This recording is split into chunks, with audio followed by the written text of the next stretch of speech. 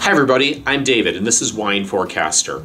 One of our subscribers recently wrote in and asked if we might give a tour of our wine cellar. Now this is actually the second cellar that Leah and I have had. When we built this house, we decided to create a cellar that was a little bit bigger than what we previously had. And this wine cellar will hold about 1,000 bottles of wine. Now a wine cellar can be anything that you want it to be. It's really a reflection of your own personality.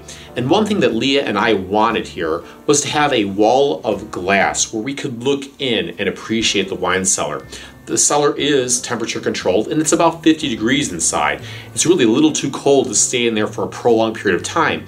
Well, we have a finished basement outside and we can sit here and entertain guests or drink wine and still look in without being too cold.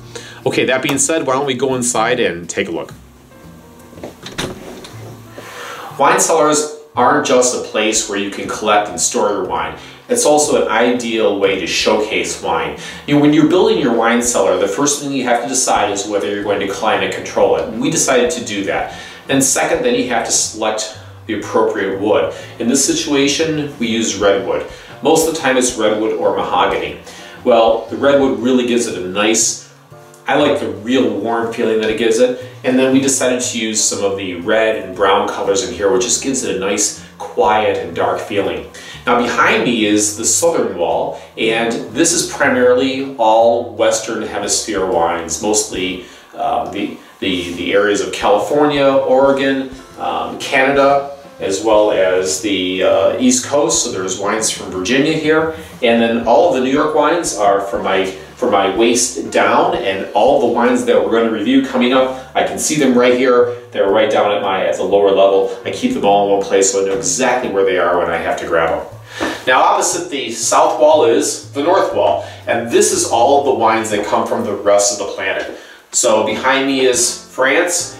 I really like Spanish wines, and so I have a large selection of Spanish wines. There's some German wines here, and then ones from below the equator, Argentina, Chile, Australia. One nice thing about temperature and humidity controlled cellars is that it permits you to store wine for long periods of time. When Leah and I married in 2005, we decided that we wanted to preserve a case and a half of a Bordeaux that would grow with our marriage. And so we purchased a 2005 Lynch Bage. And every 5 years, we open up another bottle to see how it is evolving, how it's changing, how it's growing. Following along that same line of Lynch Bage, I kind of got hooked with that wine.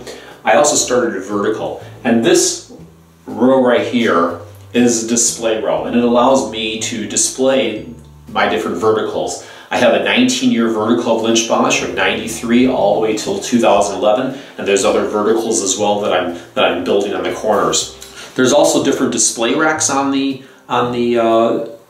corners, which allow me to display different bottles that have certain significance or ones that I have collected, and I also have a small cognac collection.